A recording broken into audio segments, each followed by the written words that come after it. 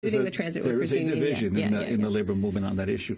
But I would like to ask you about the XL pipeline and some of the latest discoveries in terms of the State Department's role. Evidence is mounting of a tar sands corruption scandal at the State Department. Emails uncovered by Friends of the Earth reveal State Department employees had a cozy relationship with Paul Elliott, a leader on Hillary Clinton's presidential campaign. He's now a head lobbyist for Keystone XL, offering personal favors, praise, advice, and generally cheerleading the project while it was under review. Here are some quotes.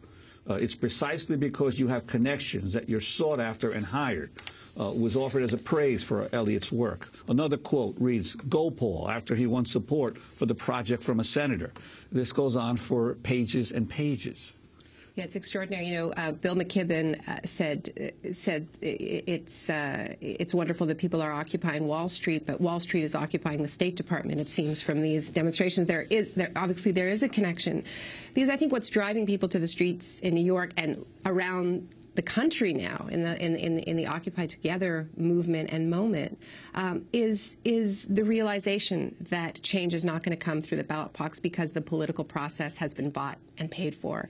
And you know, one thing that I find so inspiring about this moment, and I say this of both the Keystone XL protests and the Occupy Wall Street protests, is that my biggest fear about the Obama presidency was that it was going to lead this generation of young people into political cynicism and political apathy, because you saw such tremendous hopes raised in 2008, and so many young people who really drove that campaign, knocking on doors and sleeping on floors for Obama. And you know, many of us saw the betrayals coming.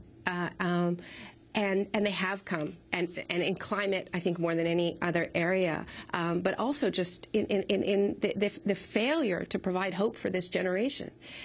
And they could be retreating into cynicism and apathy, but instead of retreating into cynicism and apathy, they are going to where the power is. They're realizing that the change is not coming in Washington because politicians are so controlled by corporate interests, and that is the fundamental crisis in this country, and that's what's so profound about this. But in terms of those emails, it's just an illustration of it. So you have Paul Elliott, who was deputy campaign director for Hillary Clinton's campaign, gets hired by TransCanada, which is the company that is wants to build this pipeline from the Alberta tar sands to Texas to carry a very dirty form of oil.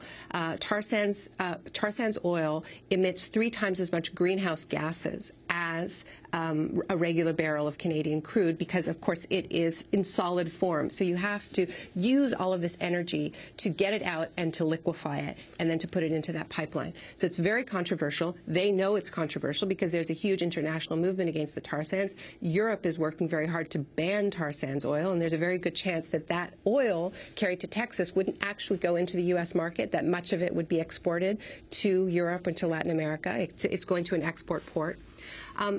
And so they know they've got a fight ahead of them. So they hire Paul Elliott, Hillary Clinton's campaign director, to be their lobbyist.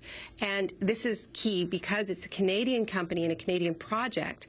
It doesn't go through Congress. The approval goes through the State Department. The State Department has to issue a certificate of national interest. So they're very, very smart. They hire Paul Elliott as their lobbyist, who's friends with everybody at the State Department. And now Friends of the Earth got copies of these emails, and they show this outrageously cozy relationship where literally you have somebody in that email comes from somebody in the U.S. consulate in Ottawa, and Paul Elliott is informing her, her name is Martha Verloop, that he has gotten Senator Max Baucus on side for the Keystone Pipeline project, which was a major political coup. We have 20 seconds. And she writes back, "Go Paul!" exclamation mark. So literally cheerleading him. So the response of the State Department was, well, we meet with environmentalists too. But just imagine them writing an email to Bill McKibben when he says we got more than 1,200 people arrested, and they would write back, "Go Bill." The day that happens,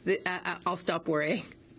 Naomi Klein, thank you for being with us, and we'll continue this conversation offline, and we'll put it on our website at democracynow.org. Naomi Klein, journalist and author, her latest book, The Shock Doctrine, The Rise of Disaster Capitalism.